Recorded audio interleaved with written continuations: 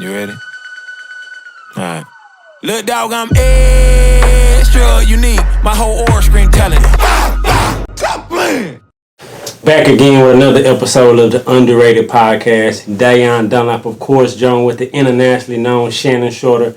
And we got the multi-talented DJ, artist, platinum producer, worked with the likes of 21 Savage, 2 Chainz, Finesse 2 Times, Black Youngster, the list goes on and on. Welcome in. Thank you for joining us. Appreciate you, bro. Oh yeah, I'm here. Yeah. I'm here. Tell me about back to A-Leaf, man. I know you came through struggle times and times where you was in foster homes or shelters. Foster home, but shelters. You kind of take us through back to those early years. I know you grew up in the church, so you have a good foundation as far as religion and spiritually, but take us through those early childhoods of XO. Well, I grew up off Beachland and Willcrest. I went to Ollie Middle School, Elsig High School. You know, anybody that come from that area already know how it is. You know what I'm saying? Most of us don't really have a lot. You feel what I'm saying? So it was just like everybody else, eating noodles. You know what I'm saying? Sandwiches, doing whatever you gotta do, waking up. You feel me? Sometimes your lights might be off, but shit, you go to school, don't nobody know. You feel me? Come back home, goddamn, and you, like, as a kid, you don't really care like that. Yeah. You know what I'm saying? Your mama probably a little more stressed out than you. Right. You know what I'm saying? We found ways, you know, maybe turn it into a game or just whatever it is, you know, but yeah, shit, I went through it. You feel me? Just like everybody else. You know? So me and you resonate because obviously we both from A-Leaf. You know what I'm saying? You done been to the crib, been to mama crib. But like you said, I was on Spice Lane, Stone Ridge Apartments. You was on Spice Lane between Beachnet and Real Quest. So like, what was your mental space like as you growing up, seeing the surroundings? Like you said, everybody from A-Leaf know what go around in A-Leaf and what go down in A-Leaf. So what was your mindset like to keep you from jumping off the porch, getting into them real situations? I'm gonna tell you some real stuff, bro. My friends, a lot of my friends, bro, they seen something a little different in me, so they really helped me navigate through that shit, bro. Like, I got friends right now that still hang around, like my friend Loco that came and ate with us, you know.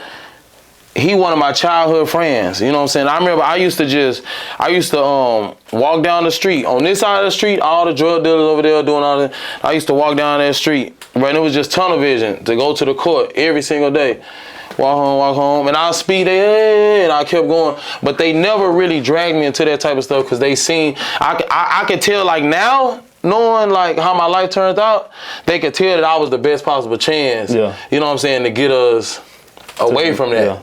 You feel what I'm saying? They did what they had to do because shit, they just had to do what they had to do, you know what I'm saying, to keep shit going, you know. But they honestly really protected me from it. So I thank God for them, you know what I'm saying? And shit, I tell my partner all the time I appreciate him because shit, you know how it is. If not, shit, I probably would have been selling drugs and doing all that stuff too, you know what I'm saying? People don't know the temptations you face in A-Leaf. Oh yeah. Right? You got the prostitutes on Bissonnette, you got the gangs. Oh, and they there. Park, Club, Creek. They're not going nowhere. Wherever you want to go, Crips, wherever you want to jump down with. You got the drug paraphernalia, you got everything you just described. So for you to have friends that seen something in you to where you wouldn't get involved in what they was getting involved in, even though they knew. Yeah. Look, these the means we gotta go through right now just to figure out what we're gonna be able to be and be able to become. So for you to be able to fast forward your life and change your life and see what they seen in you, how was that transition for you? Like, because like you said, you was stuck in the house, you was on the porch, you was eating syrup sandwiches, doing all that go on in the hood on the day. This shit really crazy, it's really unbelievable. For real. Sometimes, I swear to God, sometimes shit, we be sitting there, we just be like, damn, bro, this shit really different. Right. You know what I'm saying? Like, I'm talking about like my same partners that was helping me get through that type of stuff, going on tour with me. You know what I'm saying? I'm on tour with Ride Wave. I'd have been on 10 world tours. Yeah. You know what I'm saying? So I'm just throughout that time, like I'm going on all these different tours and you know what I'm saying, and my people with me. And we sitting there looking at this shit like, damn, like we really, you know what I'm saying? Like that shit really worked. Yeah. You feel me? So it's like that shit really amazing. You know what I'm saying? It really show you that anything is possible. That's well. You know what I'm saying? Cause, you know, we really, the stuff that we was raised around, and the stuff we went through, we really technically is not supposed to make it. That's what I'm trying to say. Right. You know what I'm saying? That's the odds, yeah. Like, you know, the odds of that happening is like way off. You feel what I'm saying? So for some of us that really got out of that and we able to make a living off of the things that we love to do, but that's a blessing. Facts. You know what I'm saying? What's the importance for all of us as black men having groups around us, whether it be family, homeboys, or whatever, that see something in us and kind of help shield us and kind of keep us on the right, or maybe not entice us and try to influence us to get onto the things because they see us. How important is that, even as a community, as growing up as black men, to have, whether it be friends? Because me, it was my family and my friends.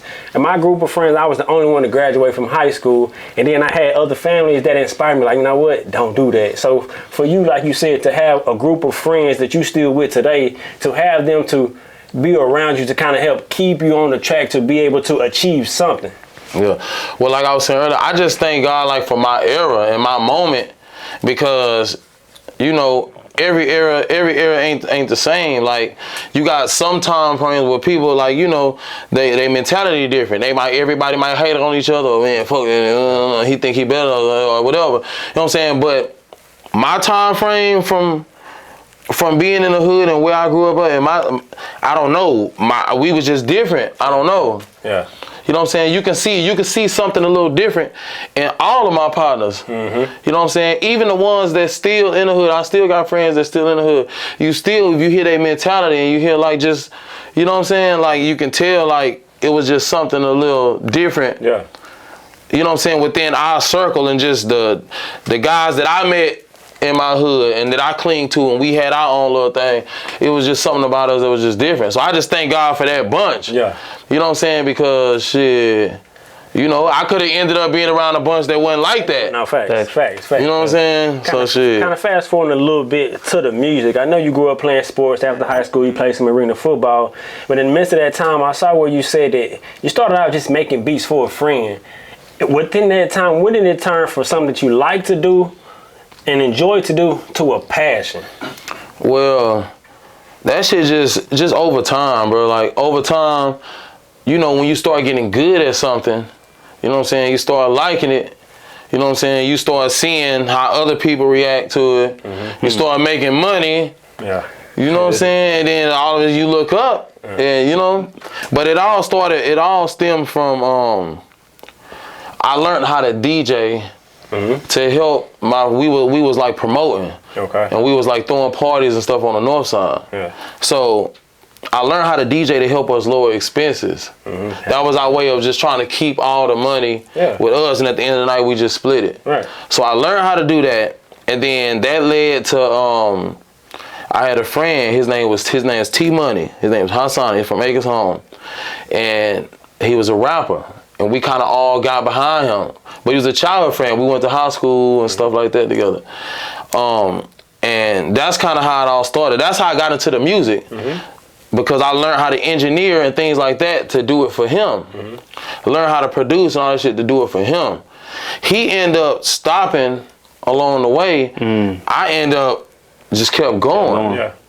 You know what I'm saying? Yeah. It was never something that I, like, just God got a funny way of just working things out, because it's crazy how I ended up in the end still doing like what I first fell in love with, right? Which was the music at a very, very young age. You know what I'm saying? So it's like I still ended back up where you're supposed to be. You feel what I'm saying? Back probably where he really wanted me to be, or where he knew I was gonna end up being. You know what I'm saying? But that shit is crazy. So you done worked with so many talented artists, you know, from Black Youngster, Moneybagg Yo, 2 Chainz, just to name a few. What was your best experience in the studio working with these artists? Well, I'll say one of my favorites will probably have to be the 1, 2, 3 record that I did with Moneybagg Yo and Black Youngster, because that was the first time I was in a studio with an artist that went in there and did a record. We came in initially doing a record for somebody else. Yeah. I just came in to record him and produce the record, but we was really doing it for somebody else. But the record came out so hard, he came out the booth and he was just like, hey, bro, I'm keeping this for myself. We're going to do another one for who we was doing the song for. Right. So I'm just like, bet, come on. So we kept working, right? Every time we kept working on all this other stuff, he kept coming back to that record. He kept just coming back. So he came out, I remember, I'll never forget this. He came out the booth and he looked at me, he was like, hey, bro, I'm not going to lie, bro. This shit right here, this song right here, but I'm about to change your life, bro. That's what he told me. So that's the first time somebody in the music business told me something like that, and it was actually So how that made you true. feel as far as like your grind and your process getting to that point, and him saying what he said? What was your mental space in that moment? Man, I ain't gonna lie. I was really just sitting there like, oh shit, like, is this really happening? Because it wasn't that he said that. It was because after he said that, he started doing shit like this. Boom, calling Moneybag Yo, like on the phone right now, calling Yo Gotti on the phone. He originally sent it to Yo Gotti, but you know how Black Youngster is. He real antsy and real. I guess Gotti didn't do it fast enough or something. Right. So he was just like, hey, I'm supposed to call Bag. He called Bag. Hey, Bag, I got a hit record for you. I'm telling you right now, it's going to be the biggest song on your album right now. So I'm watching all this shit go down right in front of me. Now, mind you, we in here making this record, and it wasn't even supposed to be for none of us. Yeah. This was for somebody else. He was just supposed to be doing a little feature. Yeah. So it went from us in here doing a feature for somebody to him just being like, we're not even gonna let them know we even did this. And I'm just to call these niggas on the phone, and I'm about to give this to them for you. I'm about to give this to them as they single featuring me. So how far along in the process were you to getting to that point, as far as like producing, DJing, doing all that groundwork that you was doing? I'm sure you believed in yourself. Yeah. Well, I already felt like you already had a gift, but you just ain't get to that moment where you can. I was already 9 world tours in. I already had did records with Trina and 2 Chainz, and you know what I'm saying. I already took over the city. So you already established. Yeah, I was already established. I had already been living off of music for the last 10 years. Okay. You know what I'm saying? This was officially my career. That's why I even got the call at like 2 in the morning to come do it. Right. You know what I'm saying? He was like, what's up with the XO guy? What's up with the, you know what I'm saying? And that's how we even got my homie J Prince Jr. called me to come up here to do it. So that's how it even happened. But still, at the end of the day, I still never had like a big hit where like the whole world knew what was going on. Like, you know what I'm saying? Like, that was my first top 10 record. It's platinum now, right? Oh yeah, it's platinum for sure. But that was my first top 10 record, top 10 Billboard hit. You see what I'm saying? So it was like that's what was crazy about it. You know what I'm saying? That's what was so like that one mean a lot. You know what I'm saying? Because that one really opened the world to who I was. So was it as prophetic as he said it was, as far as like changing your life? Yeah. Okay. For sure. In that moment when he said that, did you know it was gonna be a hit? Did you have that? I didn't know. I didn't really hear, because that really was like the last beat that I played. Yeah. I had played him 60 beats before that. Say that again for the people. I played him 60 beats before. So they understand the process before. That was the very last beat. And you want to know what he said when he heard that? What he said? Man, why you ain't play that first? I'm like, man, this nigga crazy. I hate this beat, nigga. I ain't even want to play this shit. I'm sitting there in my computer. I'm like, oh shit. So you purposely bypassing that beat? Man, look, bro. I only had 2 beats left to play this, man, bro. I played him everything I had, every trap beat I had at that moment that was ready to go. I played it for him, bro. I played it for him. Did he not like him, or he just wasn't the vibe? Nah, it just wasn't what he was trying to do at that moment. He was trying to find something to just catch his vibe, what he was on, because after we did that helped open up all kind of other vibes. Okay. Now at that point, after that, everything I was playing, he was able to catch and you know what I'm saying, do whatever. But sometimes you gotta just open them guys up. Sometimes you gotta, you know what I'm saying. But as a producer, well, I have a few different questions. But as a producer, off camera, we talked about you liking being in the studio with the artist. Is that your preference for all artists, primarily just for that experience, be able to see the energy, to kind of get that bounce off each other, to kind of see how it go in the studio? I'd rather be in the studio with the artist 100% than send, you know what I'm saying, like records and then just wait to see if they actually do something to it. You know what I'm saying? And at the same time, you're an artist. So you, like you said, you playing these beats. Is this some beats on the side you like, I might want that for myself? Yes, sir. But all the time. In the moment, you like, let me play it anyway. Just yeah. Man, it's some songs, it's some beats that I've given rappers that I've made songs to. And I'm in there, and I'm in that moment, I'm like, man, fuck it, I'm just playing it. If he like it, he can just have it. And he don't know that I recorded and got a whole song to it. Yeah. But, you know, I done gave records away all the time, bro. Speaking of moments, as a producer, artist, entertainer, how important is it to be ready for moments? Because when you got that call, you got everything already ready. All you got to do is show up and play it. To where you. Yeah, how important is it to be ready for moments? Man, that's probably one of the most important things. Because, for a perfect example, you can be in here right now about to record an artist, and if you're not good enough, if you're not ready for that moment, if you're not fast enough, if you're not able to fix mistakes and really work these boards or really work that, you know what I'm saying, you can mess the whole mood up. And them folks will leave. You know what I'm saying? They'll leave you to mess your whole moment. And you can be a great music producer. Your beats, your shit can be hard, but you cannot know how to work the program or just anything. And if they gotta wait too long for everything to be on the highest level, because they used to the highest level. Yeah. You know what I'm saying? These dudes is at the top of the top. They dealing with the biggest producers, the biggest songwriters, the biggest engineers. You know what I'm saying? The biggest labels, they're dealing with the biggest in every level. Yeah. So you can't come in there mediocre. Right. So you have to be prepared for the moment. If you're not ready for the moment, it's better for you to sit in the back and do not go up there. Because first of all, you're going to tarnish your name. Yeah. They're going to be like, man, that guy, man, I don't, you know what I'm saying? You don't even want them to look at you like that. You rather them look at you as a civilian. Mm-hmm. You feel what I'm saying? And just, when you're ready, you know what I'm saying? But so, take me to the work ethic, though, because it's a different thing from being ready for that moment. But what goes into it, the work, as far as having that pack of 60 beats? Mm-hmm. So talk to maybe a young producer or inspiring producers about your work ethic and how often you making songs, making beats to be prepared for when those moments come. It's all the same, man. Listen, it's all the same formula. Everything in life is the exact same formula.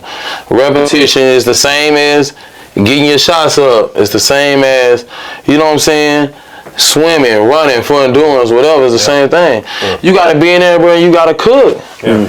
You know what I'm saying? You gotta cook over and over and over. And I'm gonna be real with you. You know what I'm saying? You might make a 30 pack of beats and only 5 of them might be hard. Yeah. So you see what I'm saying? That's the 5 you gotta put in that folder, and shit, you gotta get back to the drawing board. I tell people all the time, you shoot 100 shots in workouts just to make one in the game. You feel me? Just to make that one that matter. One shot in the game. Yeah. Shit. How fast can you make beats? Or do you really want to take your time with each beat, or does it vary on how you feeling in that? The 1, 2, 3 record, I made that in like 7 minutes. 7 minutes. Mm-hmm. The back end, I made that in like 10 minutes. I want to get to that back end, but staying on beats, is it harder to have an ear for a hit beat or a hit record? Well, there's not a such thing as a hit beat. There's a such thing as a hit record. Mm-hmm. Not a such thing as a hit beat. Think about how much music out here that shit be trash, but these niggas, but something catchy about that shit is making that shit go. Yeah. You know what I'm saying? It's the overall product. That's why people like Jermaine Dupri and Dr. Dre, and I know Diddy going through a lot, but niggas like Diddy, like that's why all them guys were so successful in the music, because they know how to give you a hit record. Mm-hmm. They know how to hit that shit, and they know how to arrange that shit and move to the say it like this, move this to the front, move that to the back. You know what I'm saying? bring this underwater, the Drake effect. Right when the hook come back, bring the motherfucking drums back. They know how to do all that shit and turn it into what you be hearing. You know. How do you feel about the Houston hip hop landscape right now? I feel like we behind, and I feel like a lot of artists that should be like in the forefront aren't. You know, because I don't want to say politics or nothing like that, but it's just more so a lot of people are confused about who is really hot. They don't really know because, you know, when you say people, who you referring to? I'm saying like for example, like somebody like R.I.P. B King. Right. Like for example, B King is somebody that's actually really making money off music. DJ Chose is somebody that's actually really making money. And I'm just speaking like people in our generation, you know what I'm saying? But they don't get the spotlight, they don't get the treatment that they should get with being platinum. Like these dudes got plaques on their wall. People like me, I got plaques on my wall. You know what I'm saying? But it'd be people in the city that hasn't done nothing in the game, and they'll get like way more shine, way more looks, way more attraction. Everybody, you know, like the concert tonight, they're not gonna call the guys that's really doing shit. They gonna call that, like, they'll do like the homeboy shit and call somebody, you know what I'm saying, just because. You know, you know, and it's nothing wrong with that because that's how, you know, all this shit play hand in hand. You got to build relationships. But I'm just saying shit like that. You know what I'm saying? Until we get back in the space of wanting to see our scene really grow for real, you know what I'm saying? We gonna stay behind. You know what I'm saying? Because people are gonna do whatever to confuse the people just so they can look like the man. How much of that is on the Houston as a city, as far as the fan base, or as far as Houston artists kind of staying together? Because I remember a few years back, it was basically like a Houston tape where all Houston artists on it. I mean, you were featured on there. So would you say it's more about the fan base or the artist? Well, that's not gonna work until somebody does it that's respected. And I'm not saying that the people that did it, like people don't know them or nothing like that. But I'm saying you gotta understand the music business and the streets is two different things. You see what I'm saying? Yeah. Like that's two different things. It's like if you talking about the streets, then you know what I'm saying, that's something different. But if you talking about the music business, you talking about people that actually know what they're doing, how to be successful in it, how to really go get the money, like all that's a whole different thing. So when the people that's actually moving and prospering in music, when the other people step aside and let them control it, then that's when it's gonna do that. I only asked that question because I watched an interview with Sauce Walker, and he said they asked him about his comments on Drake and as far as cultural appropriation, and they was like, well, you actually said that before Kendrick. And he was like, well, you know, the difference is LA stood behind him 10 toes and supported him full-fledged versus Houston. When I said it, people was worried about, oh, Drake might not mess with me and didn't fully support him. They didn't support him. From your perspective, that kind of, do you kind of see it? That as far as Houston not fully supporting Houston? Yeah, Houston don't fully support Houston. And he right, they didn't support him. Yeah. You know what I'm saying? When he from Houston, they should support him. So it's like that's the same thing. Just even like how we was talking about earlier, how people would get mad at me because Nicki Minaj was about to use one of my beats. You know what I'm saying? But what's her name? Them had their own little thing going on. But they was really about to get mad at me, like but I'm just working. I ain't. You feel what I'm saying? And they'll really make it look like I turned on her, like I wasn't supporting her. But it's like I wasn't doing nothing to that girl. I'm just over here grinding, trying to feed my family. You feel what I'm saying? I didn't put no diss in the beat. I'm just, you know what I'm saying? I'm just creating sound. You know. But yeah, our city, we gotta stand behind each other. Everybody else in their city stand behind each other. You know what I'm saying? Our city, we not standing behind each other like we supposed to. One thing I will say, me being from Dallas, as you can see, but I love H-Town. I rep Texas. You know what I'm saying? I gotta let it know.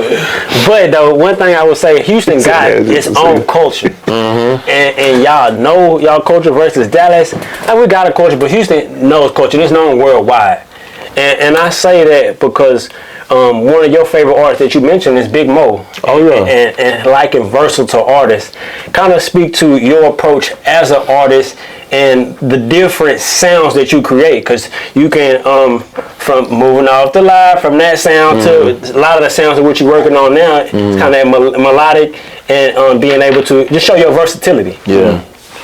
I mean, bro, you know, that's one of my favorite artists. Like, if you're talking about, like, especially, like, somebody from Houston, you know what I'm saying? He's, like, one of my top. You know what I'm saying? That's just me, because, like I say, I'm a melodic type of person. You know what I'm saying? I started off in church. I read music. I do all this shit. People look at me, they'll never think, you know what I'm saying, I can do that. But you can put a whole thing of sheet music in front of me, and I can read that shit. I can sit there and play that shit right now. Yeah. You know what I'm saying? To this day. So it's like, you know, people like him, shit, you know, they was the pioneers. He was really the first.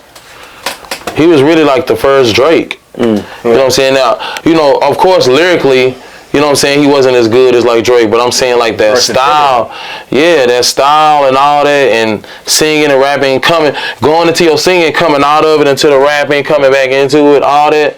He was doing that first, and then then Ro came. You know what I'm saying? So, do you have a certain like then EXO came? Yeah. Like mood you go to when you go from DJ, producer, artist? Like, is it just a switch for you, or is your mental space all the same the whole time? I mean, it's kind of all the same. That shit easy, bro. I done got so used to it, it's second nature. You know what I'm saying? Like, when I'm making music, when I'm DJing, when I'm performing, all that shit, I'm kind of doing all the same thing. When I'm DJing, you'll look up, and I'm walking out like I'm performing.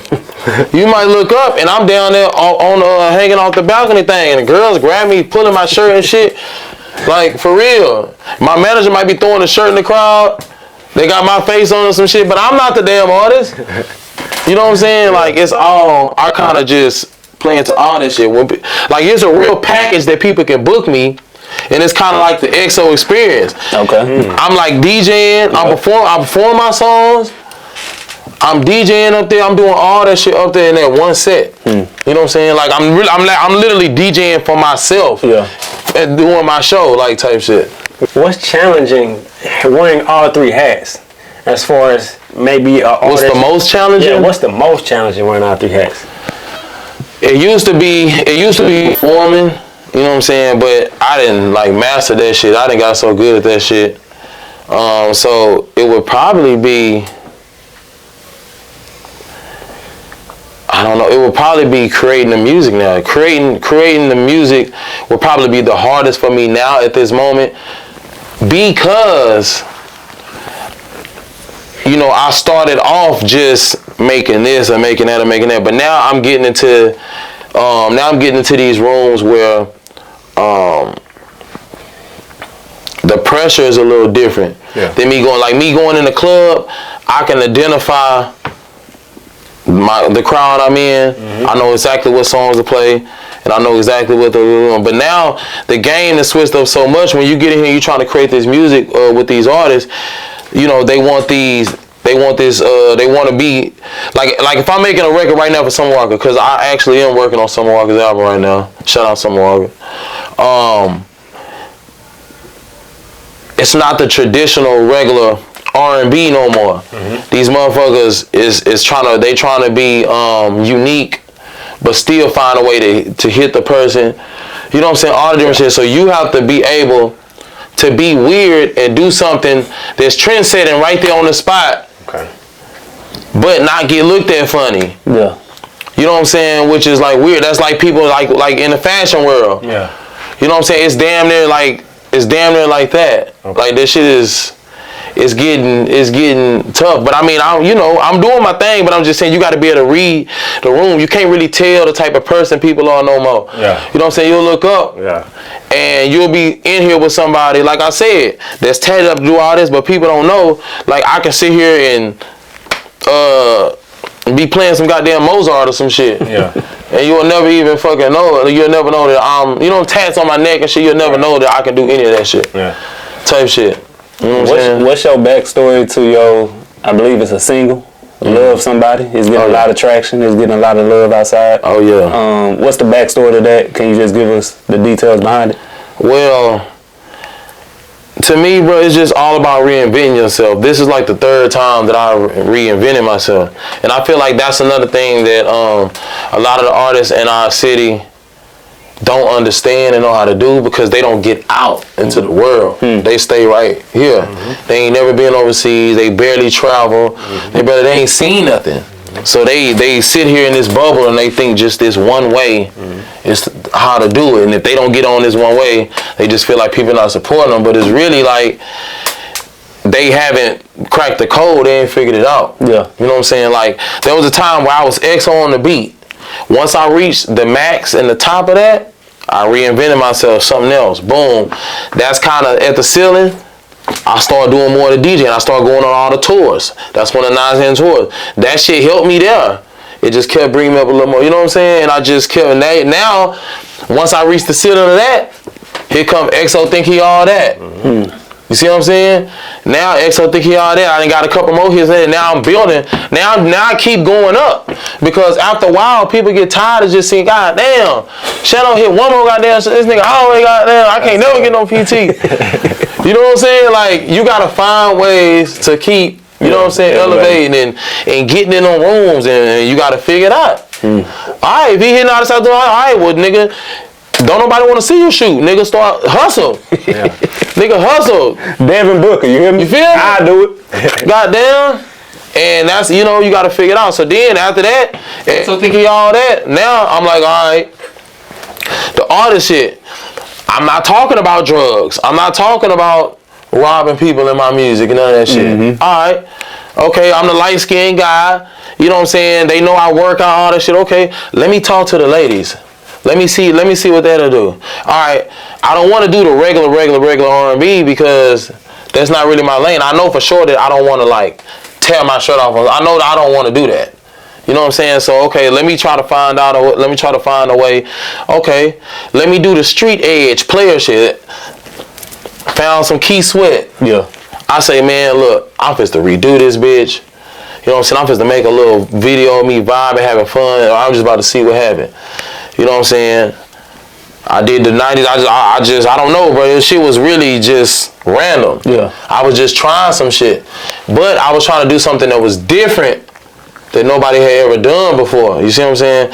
And so I'm actually grabbing the real original music and I'm jumping on their original music. You see what I'm saying? And making that shit sound like some 2024 shit. Yeah. Speaking of going to the next level, I know you referenced Jay Prince. You with Mob Ties rap a lot, but I saw where you said, what you call him, old man? What you reference Jay Prince? Cause it's Jay Prince Jr. and Jay Prince, but I know you referenced relationship with Jay Prince Jr. and you said how Jay Prince's father was like, well, why we ain't signed him? Let's help take him to the next level. What was it like from someone who helped build a first independent label here in the Texas region, all he's accomplished, to be able to see what he saw in you and be like, let's bring him in, let's get him into those rooms and help take him to the next level? What was that like for you? Well, this the thing. See, a lot of people didn't even understand the merge and understood like why I even did that. You know, and to be honest with you, like even like in the beginning, that was some of the things, the first things that people were saying. Why you do this? Why would you know what I'm saying? And I'm just thinking like, I'm trying to think like, why would y'all even ask me that? Like, you see what I'm saying? Like, if you don't know how to join forces with a high level person and y'all do business, and if you don't know how to do that and everything is lined up correctly, and you don't know how to take that to the next level, that might not work for you. But see, it worked for me because all I ever needed was the cosign. I don't need nobody to do nothing for me. You see what I'm saying? That's what I told Jay. He'll tell you to this day. I told him, like, shit, I need the cosign. I need to be able to get in these rooms. Yeah. If I get in the room, I'm gonna bring the money back. Yeah. You ain't gotta worry about it. You feel what I'm saying? I just need somebody to get me in these rooms because these people don't know me well enough to let me in there. You know what I'm saying? They know me, but why help a random person when I can just help y'all? Yeah. You know what I'm saying? I'm gonna let y'all do the show. I'm gonna let y'all do the interview. Why let him do it when I can give it to y'all? Do it myself. Yeah. You see what I'm saying?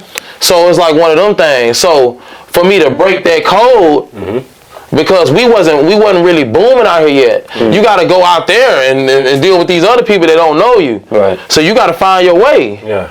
You know what I'm saying? So that was my way. And that was our way. That was my way of getting in the game. And that was another way and another opportunity for Jay, you know what I'm saying, to just to continuously be relevant in 2024. Like, you know, he got all this other shit going on. He got his boxing. He got all the other artists. He had the American. You know what I'm saying? He had a lot going on. But they just add more to what he got going on. Because shit, you know, we done made millions together. I call A-Leaf the holy mecca. Yeah. Because it's a lot of hidden talent out there, hidden gems. You got yourself, Toby and Wigway, Charlo twins, Max O'Cream, Lizzo. The list goes on. How does that make you feel knowing you from the same place, knowing you from a real place that produce so much talent? It's beautiful.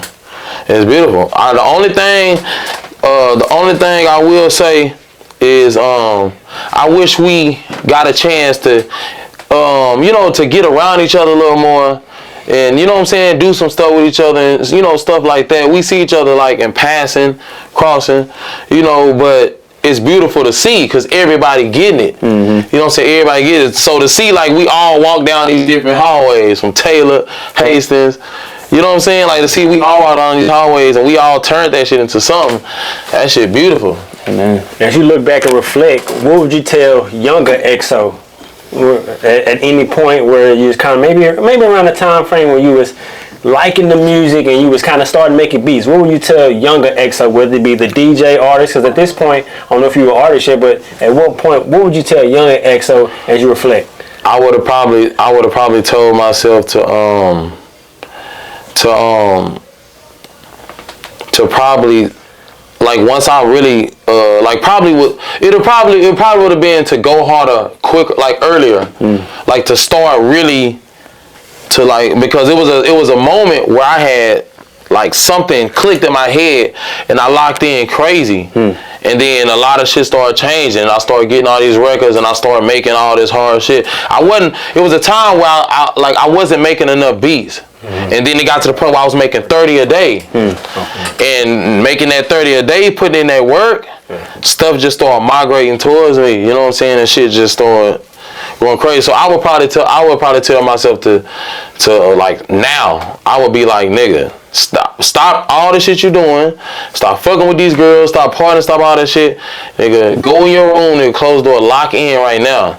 Because if I would have did that, I probably would have, you know, reached high heights faster. I would have reached, like, where I'm at now, I would have been in that, you know what I'm saying, 6-7 years ago. And then, like, where I am now, I probably would be, ain't no telling. I'll be on the island. I'll be like, come to the island. Let's do the interview on the island. Everybody gets to a point where they get burnt out sometimes. Not burnt out like you don't love it or like it no more, but you might just have to, you know what I'm saying, sit down, go out, get you a drink, whatever, and come back to it. You know, like, when I was working, I was in Miami working on Money Bad Yo album, and he would have the studio rent out for like 5-6 days straight, like 24 hours. Like, there is no, like, I'm talking about, like, we'll be in here and all of a sudden he'll just leave and go eat. He'll leave and go eat with his friends or his girl or whatever, and then he'll come back, like, just getting that break. You know what I'm saying? Or we'll go out, and then shit, we'll come back when we finish and then just start back up. Cause sometimes, like you said, you feel like you done all you could do, or you feel like you done talked about all you could talk about. You just need that refreshing ideas. But I go listen to people, like people that I look up to, like musically. I go listen to them. I go listen to other styles of music. Just like whatever I can do, like in that realm. And shit, a lot of times they give me ideas. Or if I get stuck, I'll go sample somebody else's music. I'll go sample something older, cause I don't gotta think. Who are your top 5 producers? All time.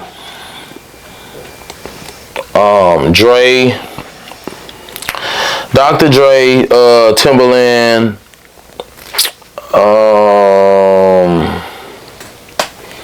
Ooh, this is hard. I'ma go Scott Storch. If I'm putting me in there, I gotta put me in there. Got to. Cause I love who I am. Yeah. And my sound and what I do. Real talk. You know what I'm saying? Real talk. But like if I'm not putting myself in there, my last 2 would probably be from the South. Somebody like Juicy J. He one of the most sampled. He's like the most sampled producer of all time. And I would probably have to go somebody like Quincy Jones, bro. You went back with that one, classic. Man, like, bro, you gotta understand, like, you got a motherfucker that done did shit like Thriller and shit. Yeah. That shit done sold 50 million records, 70 million records. Shit like that, bro. Niggas like that, bro, you just don't even say nothing. Just don't even talk to me. You can't even talk to me, bro. You sitting here and if I tell you to play that damn piano, you just play that damn piano. Like, you know what I'm saying? Like, them niggas is different, bro. Yeah. It's like, how can you have somebody, it's people that's doing crazy ass shit like that.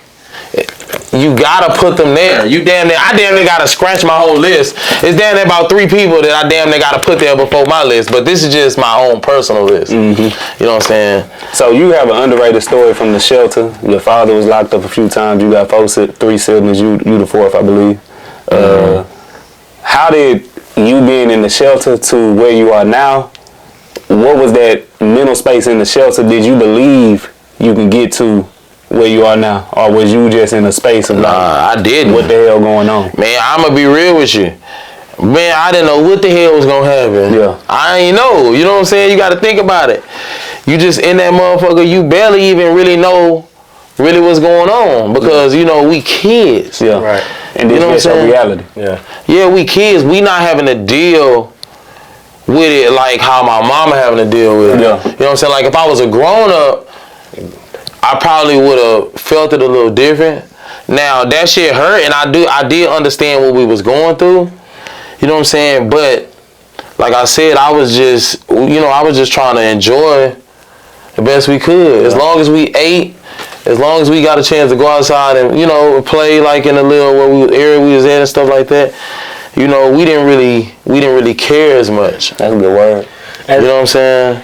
For someone who may be coming up from maybe in those same struggles or adversity, it may be underrated. What advice would you give them to kind of foresee or manifest what they can be, or just inspire them to, I don't want to say embrace the struggle, but embrace where you are and be able to kind of see where you want to go?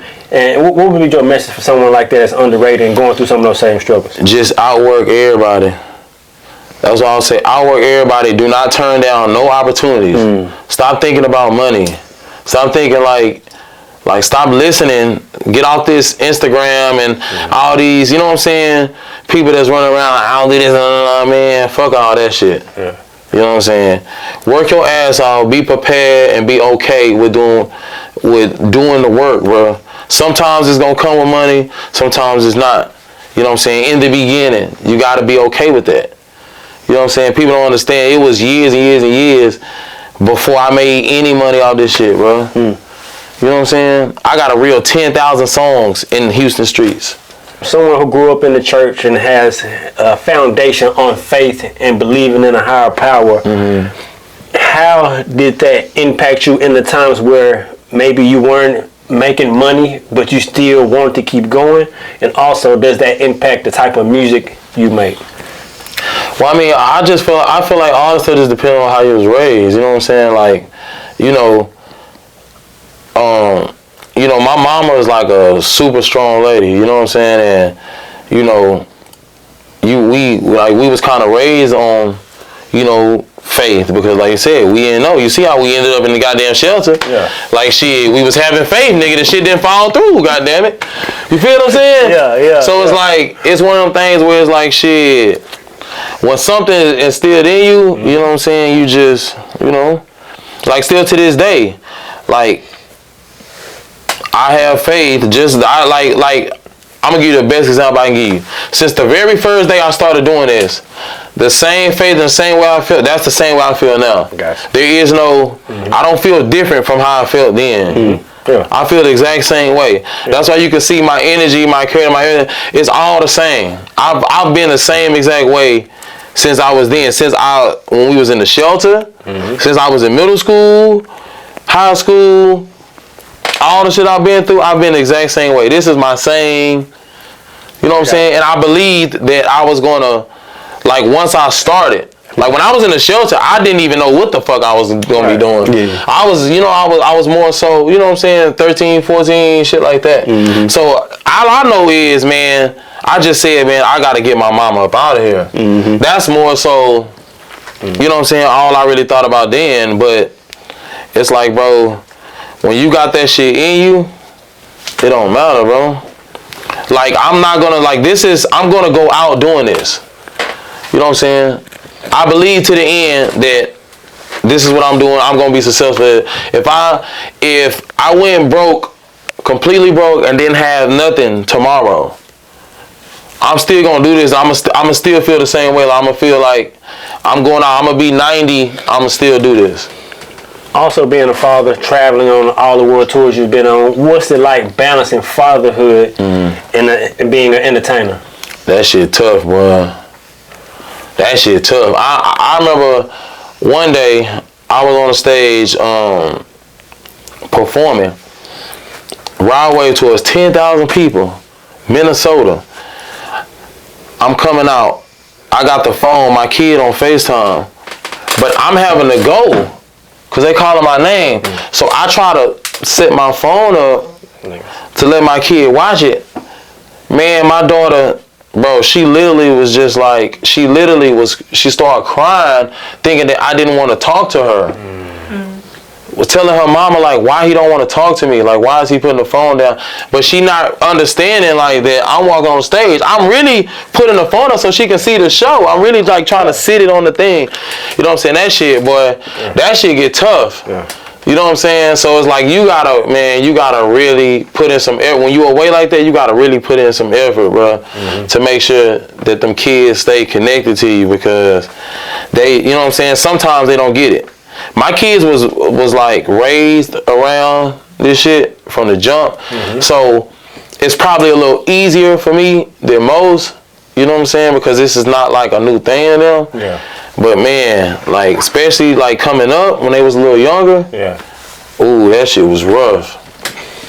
That shit'll tear you up. You know what I'm saying? Yeah. For real. A lot of people. This good conversation. People need to see and hear, and you know what I'm saying, see the inside of how shit really be. You know what I'm saying, with a lot of cats, cause they only understand, like, bro, we really all go through the same shit, bro, and really be on the same journey. And then we really just bond together, bro, like, that shit'll really turn everybody up, bro. You know what I'm saying? For sure.